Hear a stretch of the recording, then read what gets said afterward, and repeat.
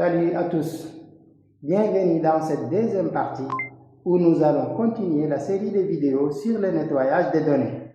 Dans cette vidéo, je vous propose de découvrir une méthode graphique simple qui permet de visualiser en un clin d'œil l'ensemble des valeurs aberrantes d'une série statistique.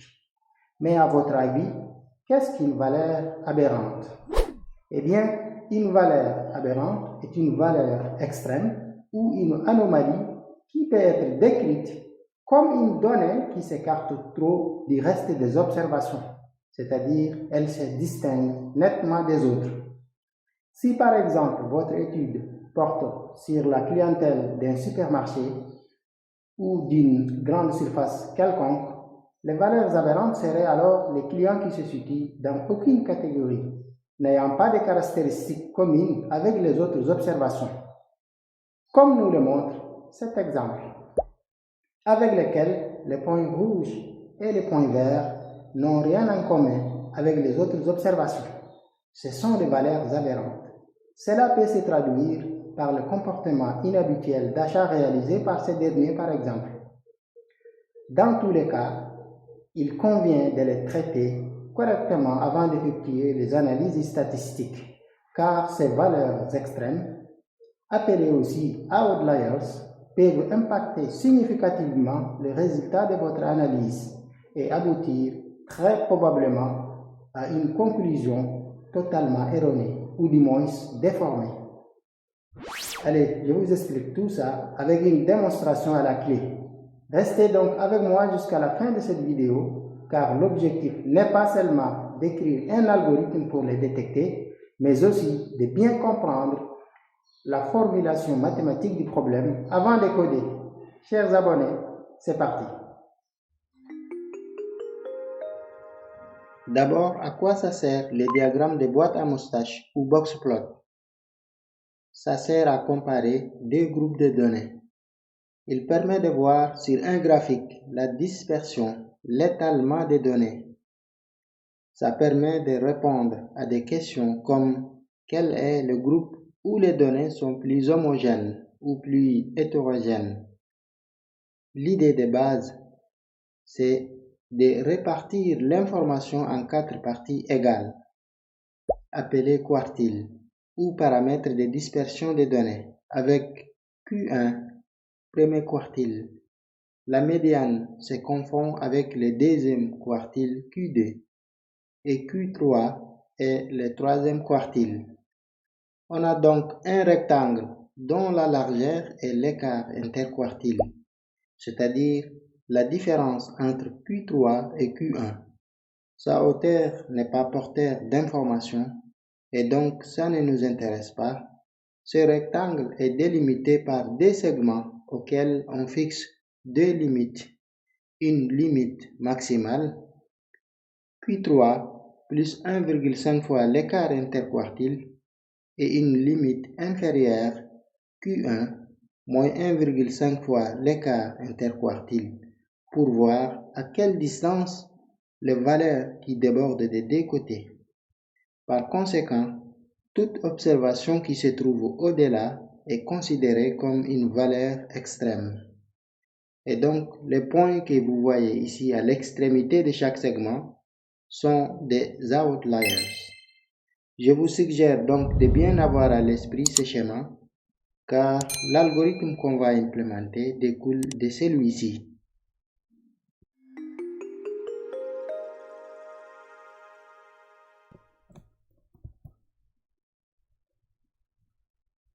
On va donc importer les librairies dont on a besoin.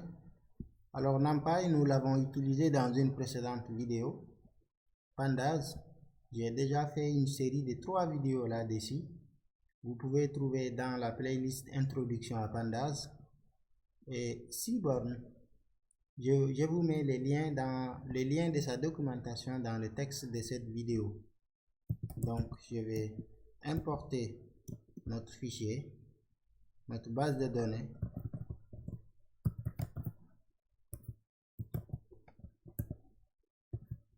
J'ai nommé le fichier données CSV. Alors moi j'ai pas besoin de mettre le répertoire le chemin du répertoire parce que je suis dans le répertoire courant. Donc, je vérifie la taille de notre fichier.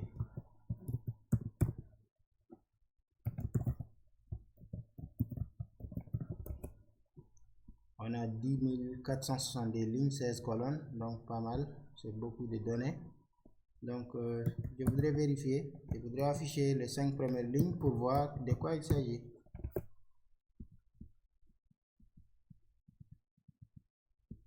Alors, il s'agit d'un jeu de données qui contient les données en provenance des aéroports indiens. La première colonne nous donne le type d'avion, la deuxième colonne, la date du voyage, source, la ville de départ, destination, la ville d'arrivée, route, la route empruntée, l'heure du départ, l'heure d'arrivée, la durée du voyage, ici 39 heures avec seulement 2 escales. Wow, il va pouvoir dormir longtemps dans l'avion. On a quoi comme d'autres colonnes assez intéressantes? On a le prix du billet d'avion, la date qui est décomposée en année, mois, jour. On a flight time, c'est le décollage, c'est le matin ou après-midi. Alors ça peut être décollage ou atterrissage, hein? Le matin, l'après-midi ou le soir. Et puis la durée du voyage en secondes. C'est un fichier très bien fait. Et donc, nous, ce qu'on va faire, ce qui nous intéresse, ce sont les colonnes numériques. Donc, ce qu'on va faire, c'est on va créer un nouveau jet de données à partir de notre base de données, un nouveau jet de données en sélectionnant uniquement les colonnes numériques. Donc, on va lui donner le paramètre include. Donc, int, bon, je vais appeler draft brouillon. Donc, je vais voir maintenant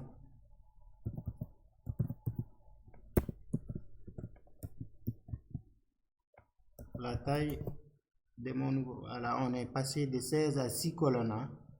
Le nombre de lignes, c'est quand même, ça reste important. Donc, les draft head. Et finalement, on obtient un jet de données qui contient uniquement le prix du billet d'avion, la date, la durée du voyage et le nombre d'escales. Donc, chose très importante hein, à ce niveau, ce qu'il faut faire, il faudra vérifier les valeurs manquantes. Est-ce que notre fichier contient des valeurs manquantes ou pas? Donc, à ce niveau, elles doivent avoir été traitées. Donc, draft. Si vous ne savez pas comment traiter les valeurs manquantes, alors j'ai également fait une vidéo là-dessus. Je vous mets les liens juste en dessous de cette vidéo. ISNA. Donc on a 0, ça signifie ici que 0 valeur manquante. Hein. Ou bien on peut afficher l'ensemble des colonnes. Hein, ça veut dire que quelle que soit la colonne, 0 valeur manquante. Donc, pour répondre à notre question qui est comment détecter les valeurs aberrantes. Donc, c'est très simple. On met juste draft boxplot. Donc, il y a plusieurs manières de faire. Soit on fait sur l'ensemble de nos colonnes, soit on fait sur une colonne, soit sur 2 colonnes. Ça dépend de ce qu'on veut. Donc, on va voir sur l'ensemble de notre base de données, boxplot, qu'est-ce que ça donne. Bon, finalement, la date peut ne pas nous intéresser, on peut l'enlever. Donc, ici, on voit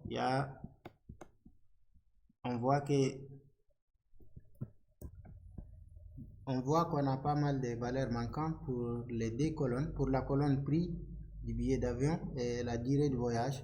Donc, ce qu'on va faire, c'est c'est récupérer ces deux colonnes-là et mettre boxplot sur ces deux colonnes pour voir. Je vais price. L'autre colonne, comment on a appelé, duration.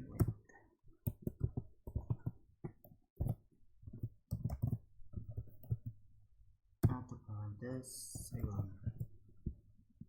Donc, je vais mettre draft.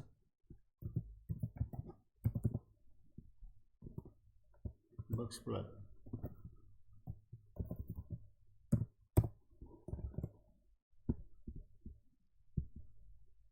Voilà, c'est beaucoup, c'est un peu clair.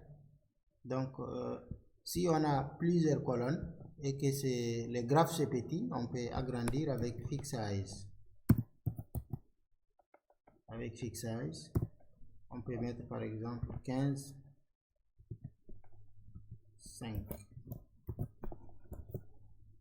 Voilà. Si vous avez plusieurs variables et que c'est encombrant, vous pouvez agrandir et avoir plus d'espace.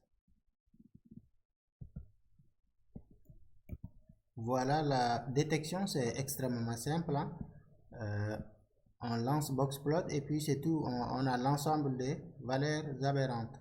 Mais notre objectif, c'est l'objectif de cette vidéo, c'est de récupérer ces valeurs. Comment par exemple supprimer ces valeurs du fichier de base ou bien créer un autre fichier contenant uniquement les valeurs aberrantes, et ainsi de suite. L'objectif n'est pas seulement juste de détecter, mais c'est récupérer. Donc voilà, on va écrire un algorithme qui va nous permettre de récupérer ces valeurs et les mettre dans un nouveau fichier. Tapez donc ces quelques lignes de code et on va tester ensemble. Et je vais d'abord expliquer. Cette fonction, qu'est-ce que ça fait? On calcule le premier quartile. Le premier quartile, c'est 25% des données. Et troisième quartile, c'est 75% des données. Et à partir desquelles on calcule maintenant l'écart interquartile. Et ensuite, on fixe maintenant nos deux limites. C'est la description du diagramme de boîte à moustache. Hein. On calcule la limite inférieure, la limite supérieure. Et pour chaque valeur, on a besoin de son indice. C'est très important. Parce que si jamais on n'a pas l'indice, on construit juste un nouveau jet de données. Sans les indices, c'est qu'on perd l'information que cette valeur aberrante correspond à quelle liste de notre fichier de base. Donc, pour chaque valeur aberrante, on conserve aussi son indice. On crée des listes et on retourne à la fois l'indice et sa valeur. Donc, ma variable outlier, qu'est-ce que je viens de faire? Donc, je crée une variable outliers. J'appelle ma fonction find outliers. Notre jet de données, c'est draft. Donc, je vais, par exemple, les valeurs aberrantes de la colonne price.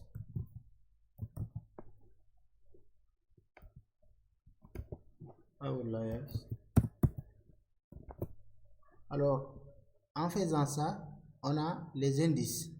Vous voyez l'indice 3, l'indice 4 plutôt, parce que les indices commencent par 0.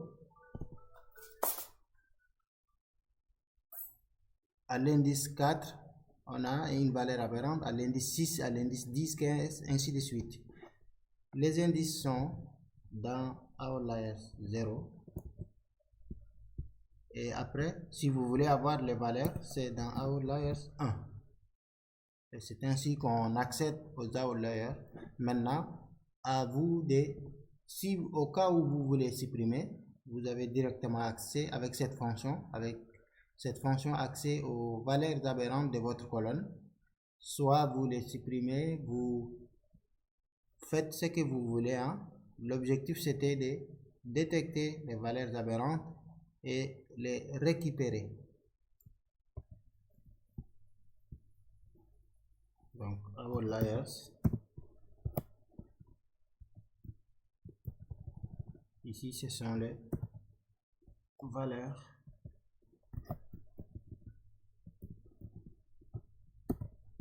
donc outlier 0, ce sont les indices.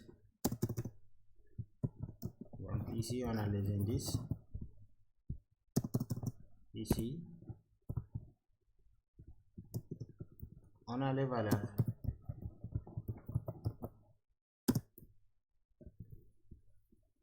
Et il reste à montrer comment comment détecter les valeurs aberrantes avec 6 bornes.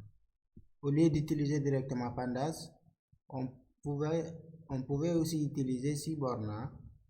Donc je cherche la ligne, voilà.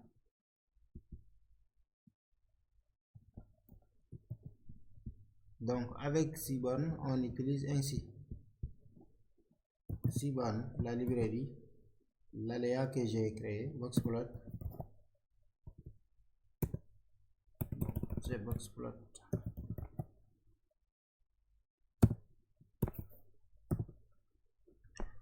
On lui donne d'abord, et voilà, maintenant on a les valeurs aberrantes. On a une image assez claire de notre boîte à moustache. La boîte à moustache, voici notre rectangle, la valeur minimale de la série statistique, la valeur maximale, les valeurs aberrantes, c'est affiché vraiment de manière très claire. Alors c'est comme ça qu'on fait pour détecter les valeurs aberrantes, les récupérer si besoin pour les supprimer ou bien pour faire les différentes opérations à réaliser. Alors je pense que cette vidéo vous a été utile et qu'elle est agréable à regarder. Et dans ce cas, abonnez-vous à la chaîne. N'oubliez pas d'activer la cloche pour recevoir les notifications des prochaines vidéos. À la prochaine vidéo.